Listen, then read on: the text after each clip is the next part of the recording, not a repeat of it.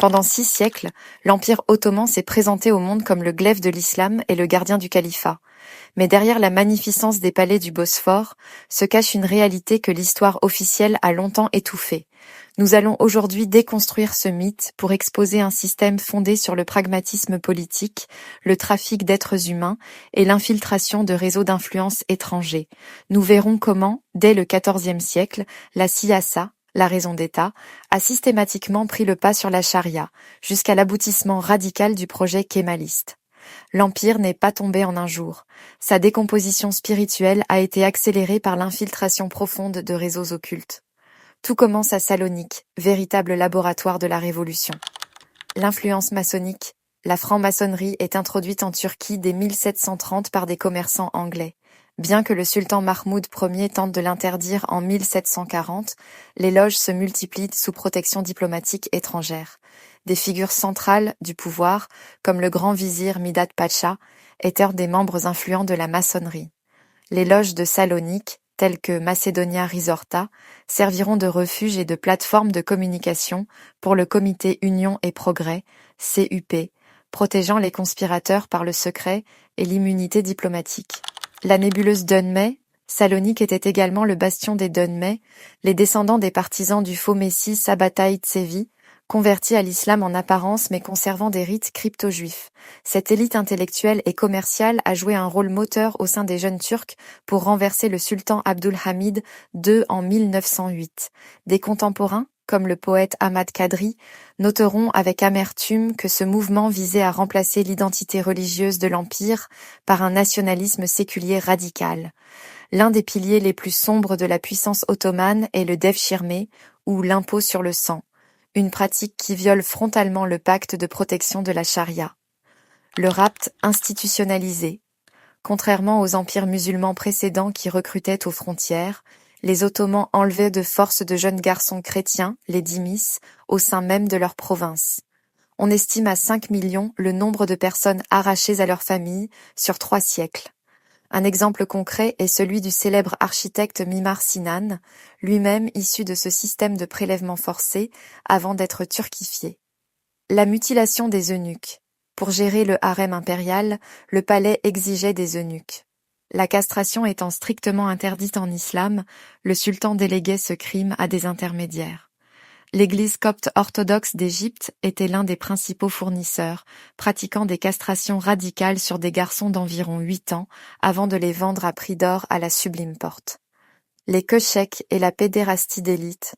Un aspect méconnu est le système des köcheks, de jeunes garçons imberbes entraînés à la danse suggestive et souvent destinés au plaisir de la haute aristocratie. Ce système, qui rappelle par certains aspects les réseaux de prédation d'élite moderne, était protégé par le secret impérial et l'impunité totale des notables. La souveraineté de l'Empire s'est brisée sur l'autel de la dette. La maison Rothschild est devenue, au XIXe siècle, le véritable banquier de la porte.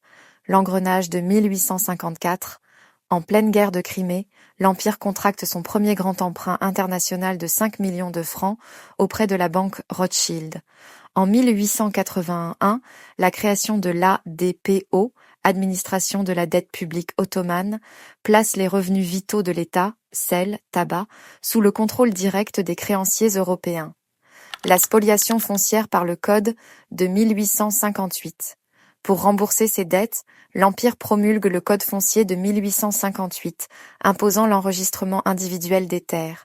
Les petits paysans locaux, les fellahs, craignant l'impôt, n'ont pas enregistré leurs parcelles, permettant à de riches propriétaires absents, comme la famille libanaise Sursock, de s'emparer de vastes domaines.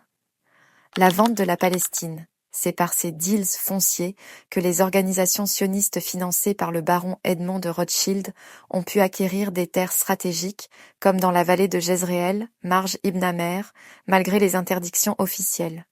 Le sultan utilisait parfois la question juive comme levier financier pour négocier des remises de dettes auprès des banques européennes. L'Empire n'a jamais toléré une autorité religieuse indépendante. Dès qu'un savant contestait le pouvoir politique, il subissait la siyaseten katl, l'exécution pour raison d'État. L'échafaud pour les cheikhs ou l'islam. Même la plus haute autorité religieuse n'était pas à l'abri. Le Cheikhul Islam Ahizadeh Hussein Effendi a été étranglé en 1634 sous Mourad IV pour avoir critiqué le souverain. De même, Hokazad Mes'oud Effendi a été mis à mort en 1656 sur simple décret impérial. Tortures et censures, le savant Cheikh Khatoun a été torturé par le gouverneur Ahmad Pacha, qui a fait verser du fer en fusion sur sa tête pour ses opinions jugées séditieuses. Sous Abdulhamid II, une censure paranoïaque a conduit à l'interdiction de manuels de piété élémentaires comme le Mazrakle Ilmihal. L'intellectuel kurde Saïd Nursi a été emprisonné dès 1909 pour avoir osé réclamer une application stricte de la charia face aux réformes laïcisantes des jeunes Turcs. Musadere, le vol d'héritage. L'Empire pratiquait la musadère, une confiscation systématique des biens de ses hauts fonctionnaires et de riches citoyens à leur mort. Ce vol institutionnalisé, contraire à la protection de l'héritage familial prévu par l'islam, permettait de renflouer le trésor royal au mépris des droits des héritiers. La fin de l'Empire voit l'émergence d'une haine viscérale envers l'influence arabe et religieuse. Le boucher de Damas. Durant la Première Guerre mondiale, le gouverneur Semal Pacha, surnommé Al-Safa, le boucher, orchestre une politique de terreur en Syrie et au Liban. Le 6 mai 1916, il fait pendre simultanément 21 notables, savants et journalistes arabes sur la place des Martyrs à Beyrouth et à Damas. Il a également provoqué délibérément la grande famine du mont Liban, causant la mort de 200 000 personnes, tout en réquisitionnant les denrées pour l'armée ottomane. Atatürk et l'effacement de l'islam. Mustafa Kemal Atatürk a achevé cette purge.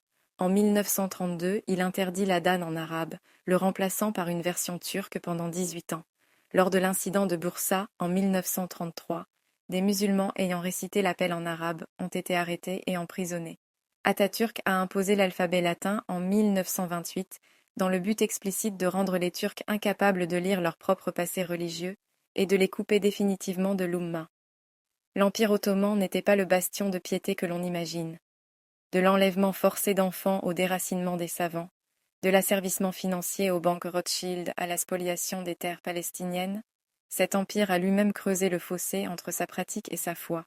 La transition vers la Turquie d'Atatürk n'a été que le coup de grâce porté à un édifice qui avait déjà sacrifié son âme musulmane pour un pouvoir occulte et absolu.